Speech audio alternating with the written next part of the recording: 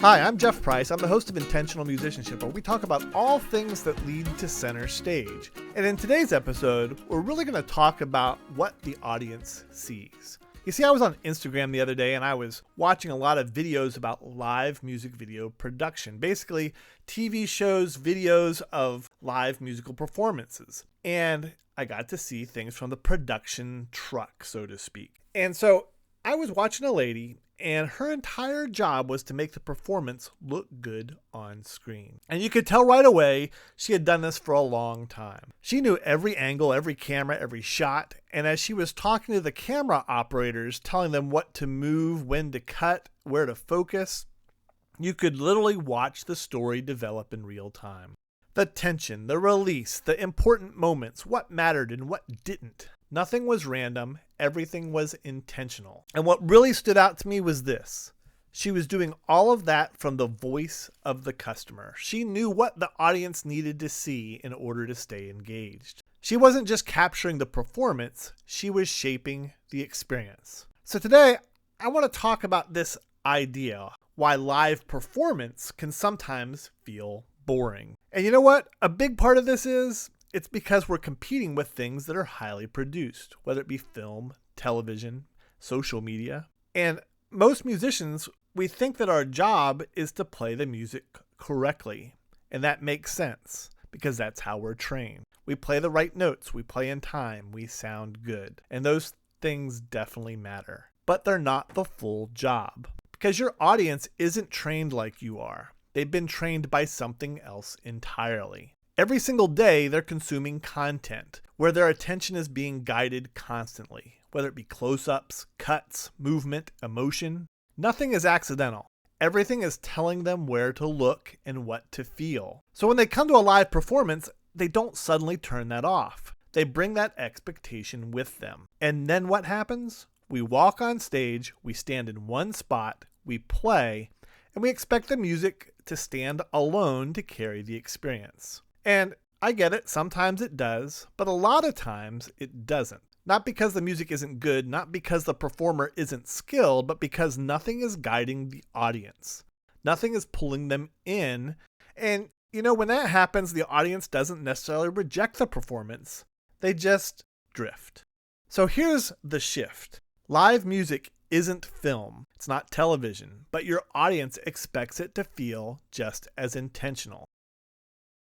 And if it doesn't, they disconnect. I was talking to someone recently at the beauty shop, and they had just started a band, a goth band. And what stood out to me was they were thinking about their performance, the vibe, the look, the feel, and they were asking the right questions. But she said, when it came time to rehearse, they just practiced the parts. And that's what most of us do. We think about performance, but we rehearse like performance doesn't exist. We separate the ideas from the execution. And the audience isn't wrong when they drift out because they don't know how to connect all of those dots. Not yet. Because the audience doesn't experience your intentions, they experience what you show them. So if the performance isn't properly shaped or being shaped, the audience is left to interpret it on their own. And most, let's be honest, they won't. So here's the idea I want you to take with you. Live performance doesn't have cameras, so you have to become the camera. You have to think about how film works. There's always an establishing shot, a wide shot that tells you where you are. There's movement, whether it be panning left, panning right, guiding your attention across the scene. There are close-ups, moments where something matters and the focus tightens. And then sometimes there's cuts, clear changes that tell you something is different now. And there are moments where everything just sort of holds and you're allowed to just feel it. And that's how film tells a story. And on stage, you're doing the same thing, just without the camera. The way you walk on stage, that's your establishing shot. Where you stand, where you look, how you carry yourself, that's how you guide attention. Now, when something matters, your face, your body, your energy should show it. And when the music changes, something about you should change with it. And when there's a moment worth holding, you don't rush past it. Because if everything looks the same, it feels the same. And when it feels the same, the audience starts to check out. Not because they don't like you, not because they don't understand music, but because nothing told them where to focus. Nothing invited them into the experience. Start with this. What is the audience supposed to see? Take your piece, take your program, and try to describe it visually. If I gave you a piece of paper and said, walk me through what happens on stage, could you do it?